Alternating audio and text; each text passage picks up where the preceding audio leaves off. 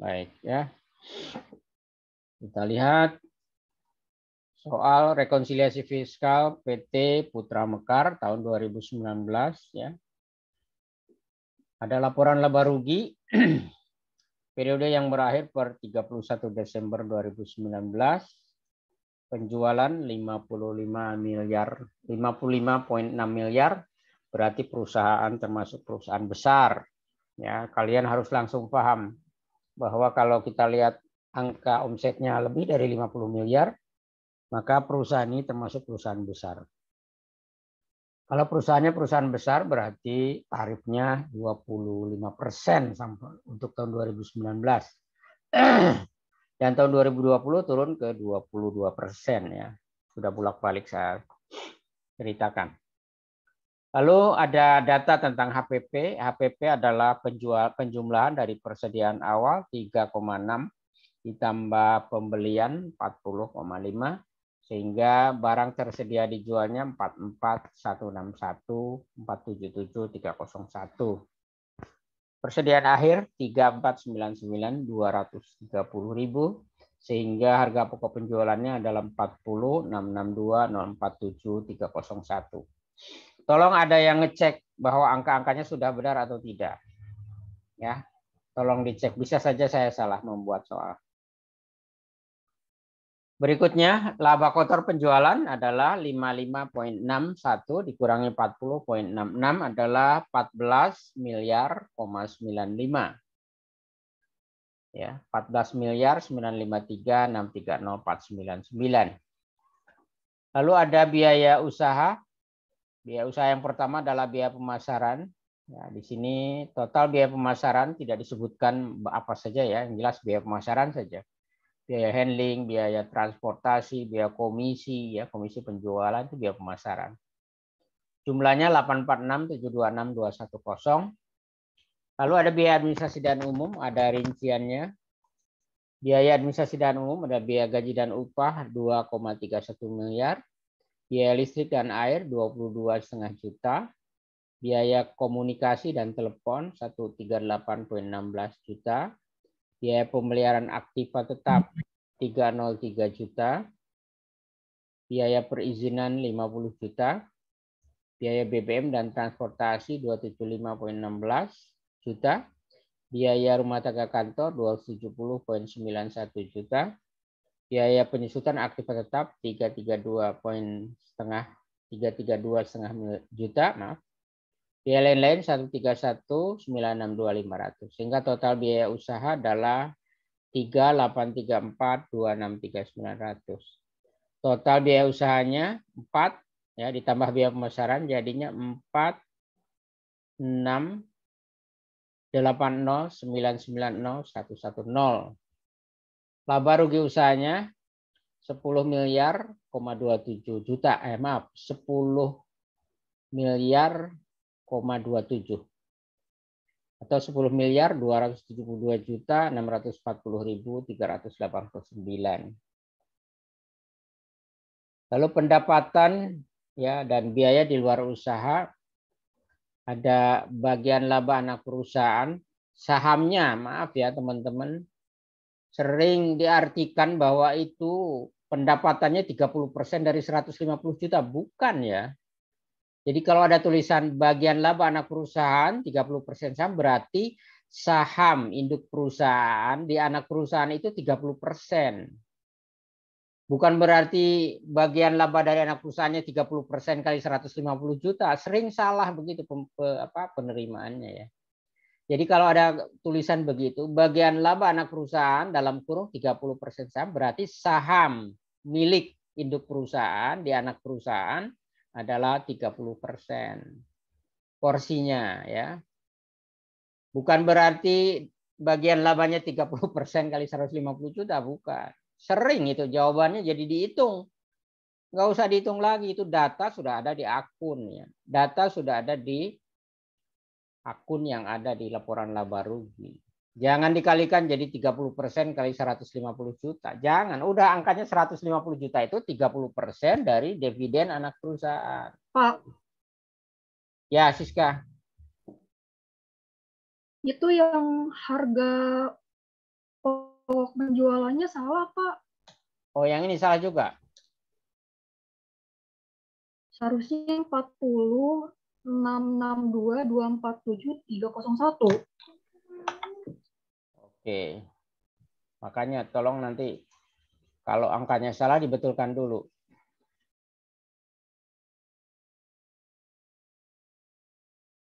Mana yang salah? Ini. Yang HPP ini harga pokok penjualan yang 40.662. Berapa angka yang benar? 40.662.47.301. Iya. Yang benarnya berapa? Yang benarnya 40.662.247.301. Yang nolnya diganti 2, Pak. Oke. Oke ya. 247 ya. Berarti biaya usahanya, laba kotornya? Benar kok, yang bawahnya, Pak. Benar. 14.953.630.499, betul? Iya. 8 dikurangi 2, 7 dikurangi 4, 3, 8 dikurangi 2, 6, betul ya, tapi bawahnya ya. Ya karena silap mata ya teman-teman, saya matanya sudah tua, kadang-kadang ngejumlah masih salah ya. Tolong dicek ya. Tapi angka laba kotornya betul ya. Oke. Betul kok. Oke. Berarti yang lain betul ya. Baik, saya teruskan. Ada lagi yang salah?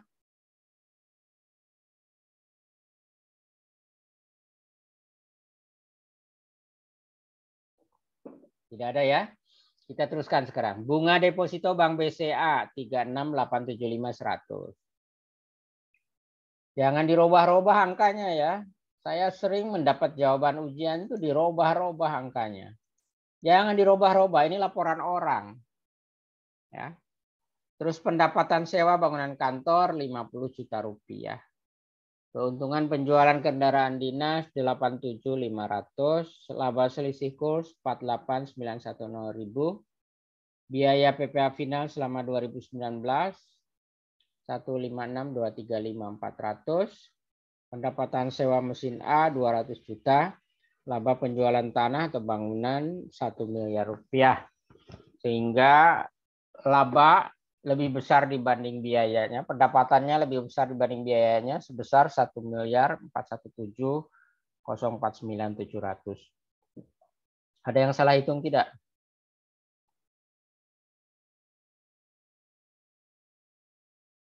Berarti laba rugi bersih sebelum PPh 11.689.690.089.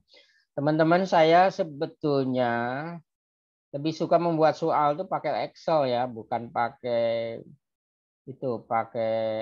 Word ya. Ini tuh asalnya Excel, saya pindah ke Word, cuma angkanya kadang-kadang saya karena salah, terus kadang-kadang saya ketik ulang. Nah, di proses ketik ulang itu yang salah kemungkinan ya. Jadi harusnya kalau pakai Excel, kenapa saya tidak bisa pakai Excel? Kalau pakai Excel dirubah ke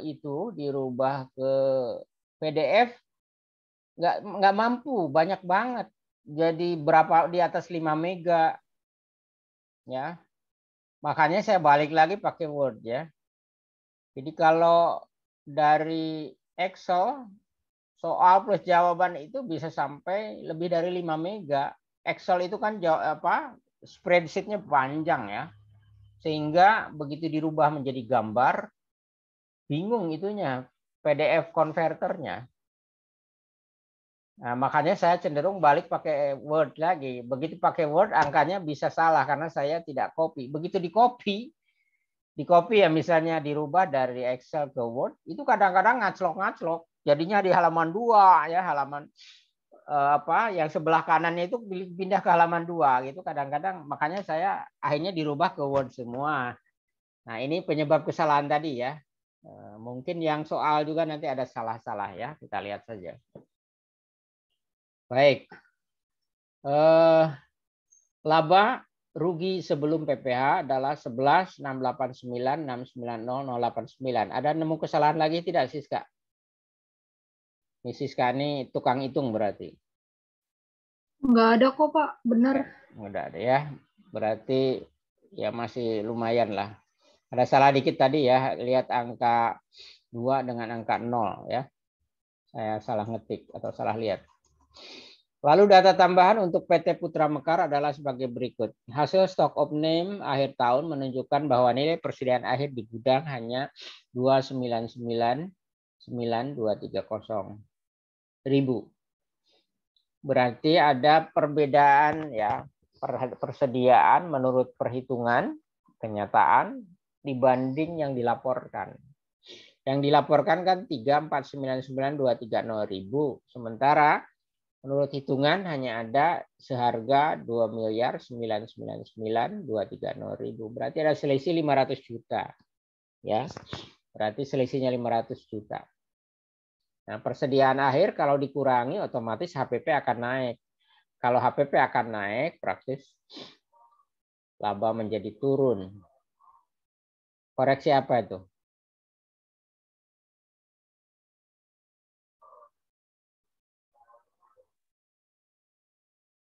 Koreksi apa? Fiskal positif Koreksi karena fiskal. laba naik. Laba naik atau laba turun?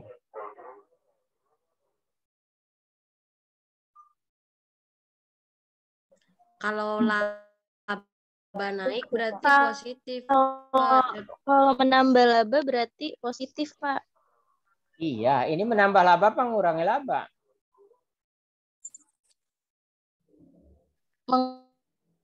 Mengurangi ya. Berarti negatif, Pak. Negatif. Ini Berarti kan negatif, mengurangi laba. Pak. Negatif ini mengurangi laba. Ya.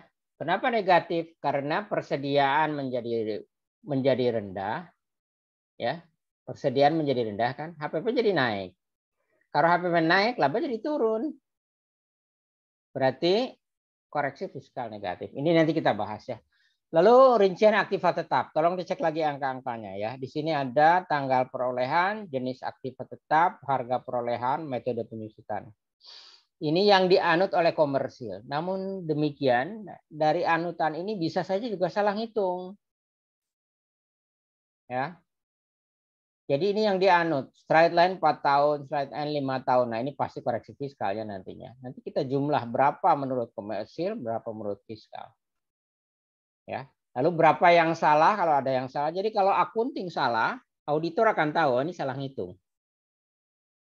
Ya. Dan data yang ini, data untuk koreksi fiskal itu biasanya ditemukan oleh audit. Ya. Auditor akan tahu oh ini salah ngitung nih penyusutannya.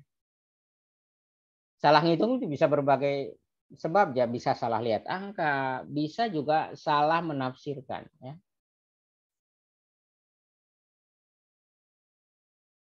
Oh iya betul Susan ya. Oke. Ini rincian aktiva tetapnya ada yang berumur 4 tahun, ada yang berumur 5 tahun. Ingat ya, kalau dibeli 2013 umur 4 tahun, kita posisinya di 2019. Berarti ini sudah habis disusut.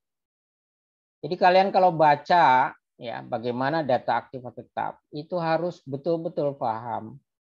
Beli mebel tahun 2013 awal Januari. Disusutnya 4 tahun. Laporan rugi labanya tahun 2019. Pasti mebel itu sudah nilainya 0.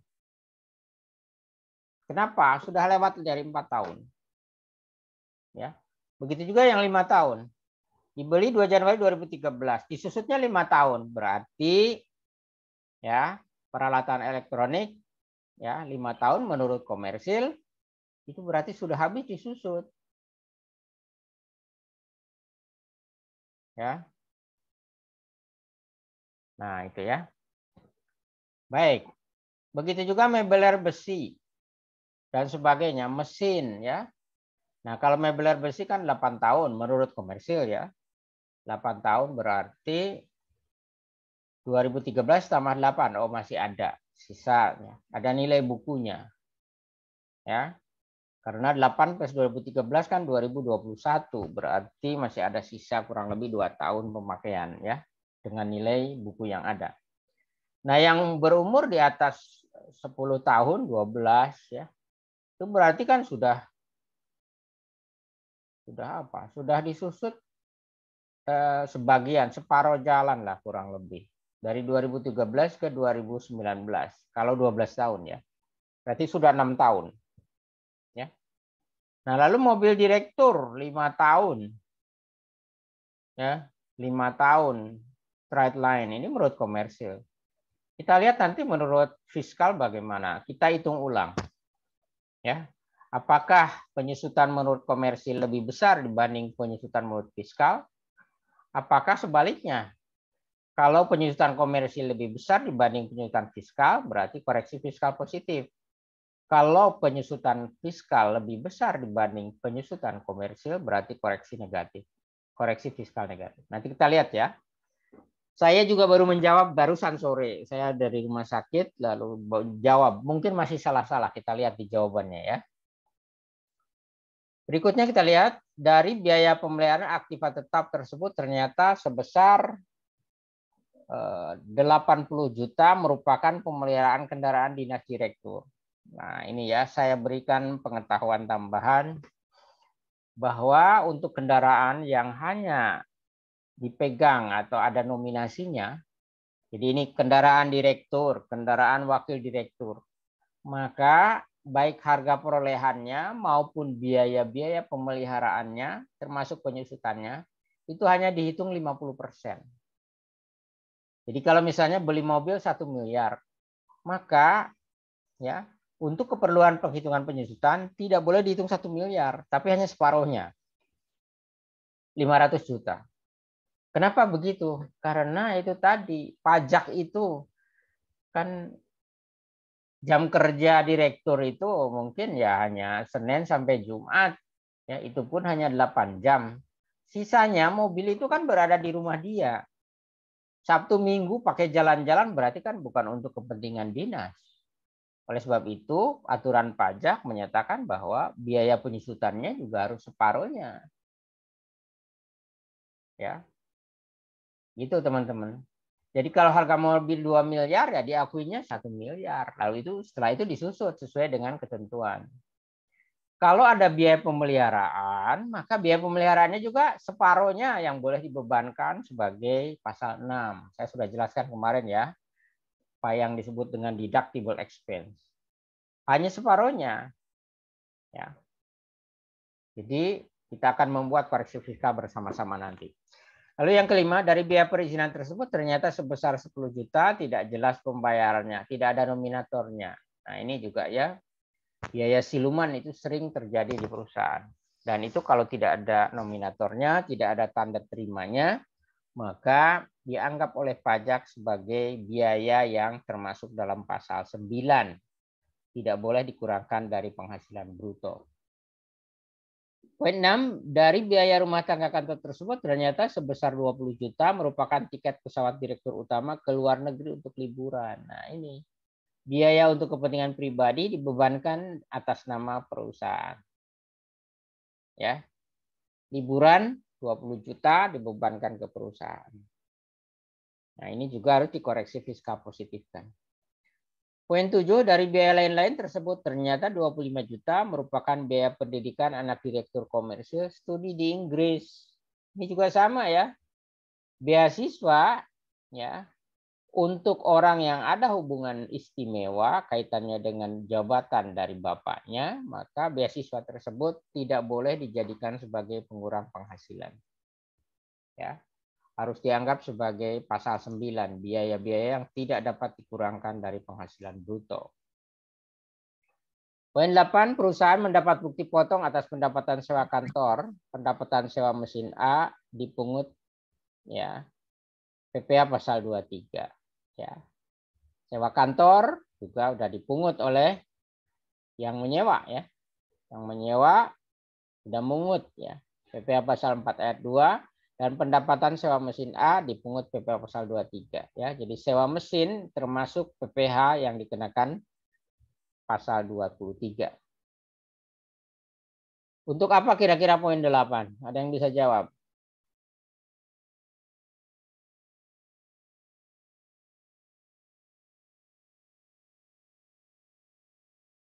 Poin 8 untuk apa?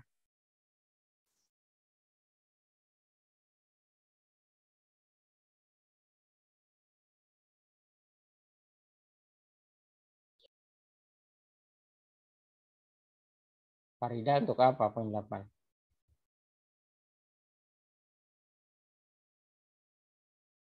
Untuk data Kalau bukti potong berarti udah pernah kena pajaknya kan ya Pak? Berarti dia udah bayar pajaknya, berarti untuk pengurang ya Pak? pengurang apa? Apa kalau bukti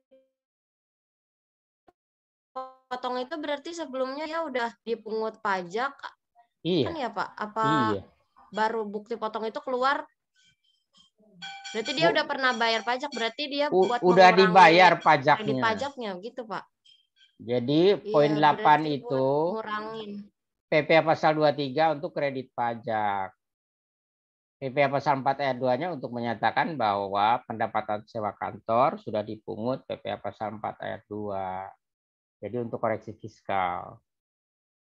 Itu nomor 8 ya, ada 2 item tuh, sewa kantor dan sewa mesin ya.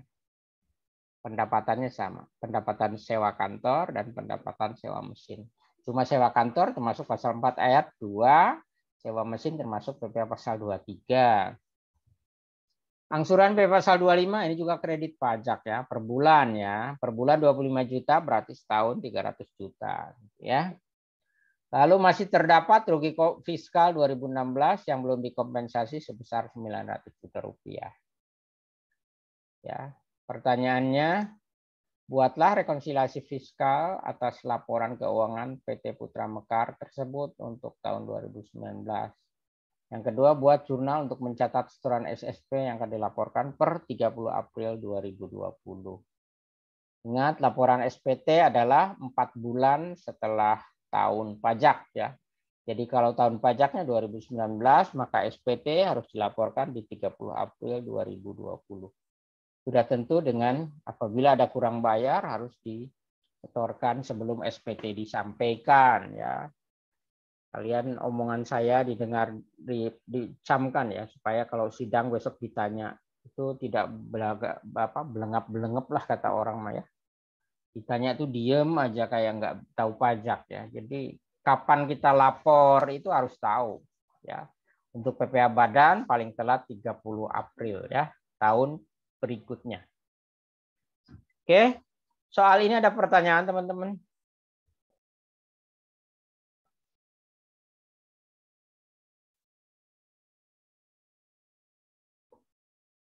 Ini mulai nih gangguannya, aduh. Ada pertanyaan, waktunya masih berapa menit ini? Masih ada ya? Ada pertanyaan tentang soal ini? Tadi ada salah tipe ya sedikit. Mudah-mudahan tidak mengganggu. Nanti kita bicarakan jawabannya.